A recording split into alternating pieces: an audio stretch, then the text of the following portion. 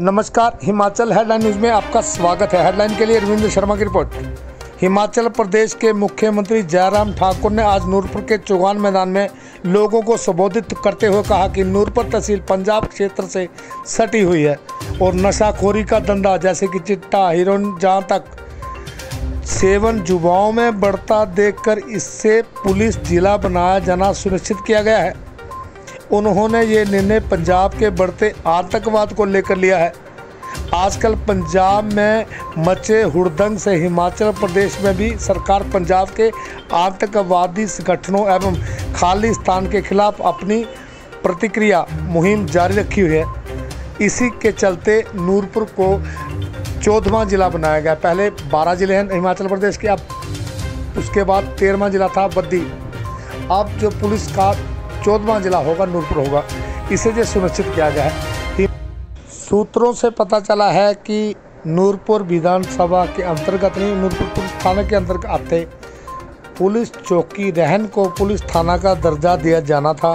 वो वर्ष 2020 में इसी तरह से उसकी घोषणा की गई थी, लेकिन आज दिन तक उसको नहीं बनाया गया है पुलिस थाना। आपकी जो मांग यहाँ पर जो राजेश ठानिया जी ने यहाँ पर उठाई है कि यहाँ हमको अलग से पुलिस डिस्ट्रिक्ट होना चाहिए, तो मैं आपके बीच में घोषणा करता हूं कि आपके रोड के लिए अलग पुलिस डिस्ट्रिक्ट बनाएंगे, ताकि वहां के इलाके को अच्छी कानून व्यवस्था की दृष्टि से मदद हो सके।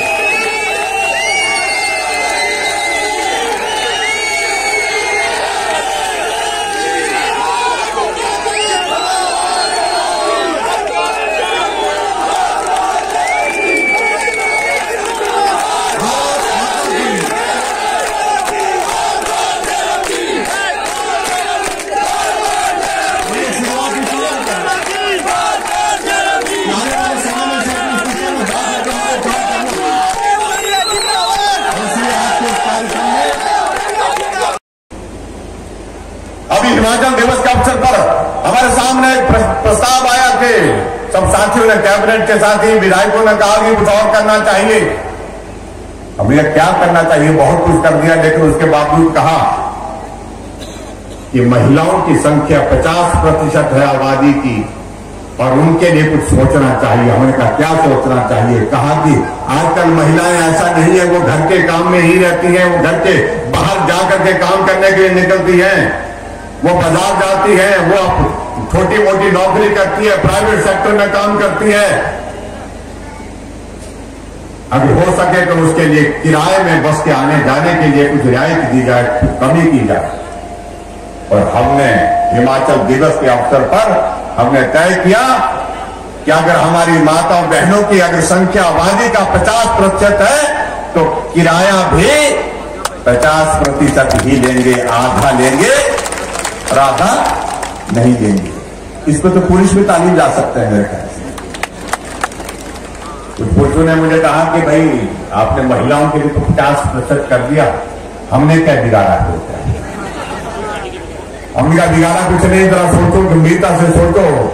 भला तुम्हारा ही हो रहा है, बटुआ तुम्हारा ही खुलने से बच रहा है आधा। इसलिए पुरुष भी इसके लाभार्थी हैं। ऐसा मत सोचे कि ये महिलाओं के लिए किया गया, पुरुष इसमें लाभार्थी हैं। आगे बढ़कर के हमने और एक निर्णय किया, ग्रामीण क्षेत्रों में हमारे पेयजल योजना के माध्यम से हम पूरे देश भर में सबसे बेहतरीन काम कर रहे हैं। आदरणीय प्रधानमंत्री जी ने शिमला के रिज के मैदान पर से इस बात का जिक्र किया, लेकिन मैं इस बात को भी देख रहा था कि भले ही काफी दिनों के बाद इस प्रकार के सार्वजनिक कार्यक्रम में हम सामूहिक रूप से मिल रहे हैं, लेकिन इस विधानसभा क्षेत्र में विकास की गति लगातार हमारे देर से पहुंचने के बावजूद, देर से आने के बावजूद भी बहुत तेज गति से चली हुई है। उसके लिए मैं आप सबको बहुत बहुत बधाई देता हूं। राकेश ठानिया जी को बहुत बहुत बधाई। मैं देख रहा था 24 उद्घाटन के कार्यक्रम, 22 शिलान्यास, कुल मिलाकर के 46 उद्घाटन और शिलान्यास के कार्यक्रम आज यहां पर संपन्न हुए और 165 करोड़ रुपए के उद्घाटन और शिलान्यास एक दिन में, एक समय में, एक स्थान पर। मुझे नहीं मालूम आज से पहले इस विधानसभा क्षेत्र में 165 करोड़ रुपए के 46 उद्घाटन और शिलान्यास हुए होंगे या नहीं होंगे, लेकिन मैं इतना जरूर कह सकता हूं कि आज का दिन इस नूरपुर विधानसभा क्षेत्र के लिए एक ऐतिहासिक दिन है उस दृष्टि से जहां उद्घाटन और शिलान्यास एक जगह हुए और वहां इस प्रकार के भव्य कार्यक्रम का आयोजन होना एक बहुत ही महत्वपूर्ण घटना है। इसके लिए मैं आप सबको बहुत बहुत बधाई देता हूं।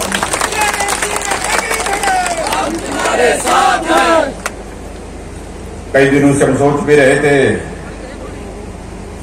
और खाने की बहुत गर्म तबीयत के आदमी है और होगे भी, क्योंकि यहाँ की ऊंचाई में देख रहा था 2100 फीट है और मैं तो जो है 7,500 की फीट पे रहने वाला आदमी हूं, तो ठंडे इलाके के आदमी, और इस गर्मी में फिर आदमी गर्म नहीं होगा तो जोश ना होगा, गुस्सा नहीं होगा तो कहां होगा, स्वाभाविक है। और कई बार मुझसे मिलने के लिए आते थे और मिलकर के कहते थे कि नहीं आप सब जगह जाकर के आए, नूरपुर नहीं आए। हमने कहा नूरपुर भी समय पर जाएंगे।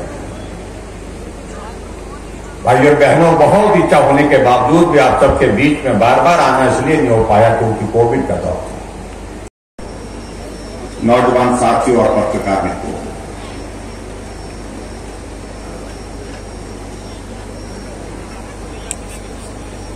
आज एक बार फिर से नूरपुर विधानसभा क्षेत्र में आप सबके दर्शन करने का मौका मिला। हमारी एक बहुत बड़ी समस्या हमारे बीच में आती है। हमारा 37 किलोमीटर का बॉर्डर है जो पंजाब के साथ लगता है टाउन सर, और 37 किलोमीटर के बॉर्डर में पठानकोट सामने जो है आजकल वहां पे सरकार भी बदली है और ड्रग्स का अड्डा जो है वो पंजाब बन गया, और जितना नशा जितना चिट्टा सारा का सारा ये पंजाब के रास्ते पठानकोट से चलता हुआ नूरपुर में प्रवेश करता है। पठानकोट का 37 किलोमीटर का बॉर्डर पंजाब का आजकल वैसे खालिस्तान का वहां पे बड़ा जोर पकड़ा हुआ है, और वहां पे जिला है, पुलिस लाइन्स है, एसपी साहब बैठते हैं, वहां पे नफरी जो है 4000 के करीब है, और उनके पास गाड़ियां भी 80 है, मोटरसाइकिल भी 100 से ऊपर है, और बहुत बड़ा पैराफिनिलिया है उनके पास। जब वहां पे वो ड्रग माफिया के ऊपर अपना प्रेशर बनाते हैं, ये सारा का सारा चिट्टा 2 नंबर की शराब, सारा का सारा ये नशा, ये जहर हमारे नूरपुर के बच्चों के लिए आता है। हमारे बॉर्डर खुले होते हैं, इनको रोकने वाला कोई नहीं होता। सबसे बड़ी समस्या हमारी ये, हमारे पास केवल एक नूरपुर का थाना है, एक हमारे पास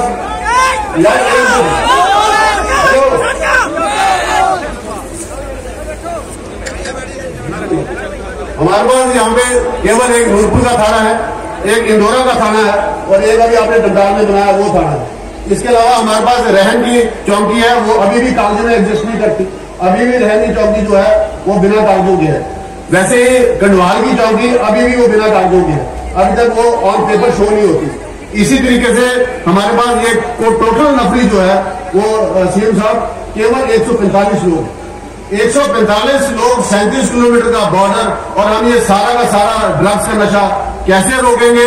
हमारी सबसे पुरानी मांग, नूरपुर को तुरंत पुलिस डिस्ट्रिक्ट बनाया जाए, एसपी साहब को यहां बनाया जाए, इसको खत्म किया जाए। मैं आपका धन्यवादी हूं, आपने एडिशनल एसपी यहाँ पे बैठाया, और उसके बाद हमारे पास डीएसपी की पोस्ट खाली होगी। हम चाहेंगे कि यहाँ पे एक पुलिस हेडक्वार्टर, पुलिस डिस्ट्रिक्ट यहाँ पे बने, ताकि जो है ये बहुत बड़ा हमारा एरिया जो है जिले की तरफ बढ़ेगा। हमारा अगली मांग आपसे जिले की रहेगी, और आज की जिले हम चाह रहे हैं कि एक पुलिस डिस्ट्रिक्ट जो है हमारे पास नूरपुर में आए, और एसपी साहब और पुलिस लाइन यहाँ पे बैठे। दूसरी बड़ी प्रॉब्लम हमारे यहाँ पे ये है कि यहाँ पे हमारी जितनी पंचायतें आसपास की हवा पठानकोट में चलती है और लाइट हमारी यहाँ चली जाती है।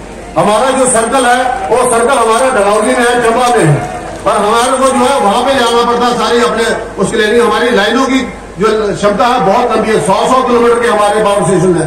हम चाहेंगे कि बिजली बोर्ड का सर्कल नूरपुर में अलग से खोला जाए, ताकि ये हमारी समस्या का जो है समाधान हो।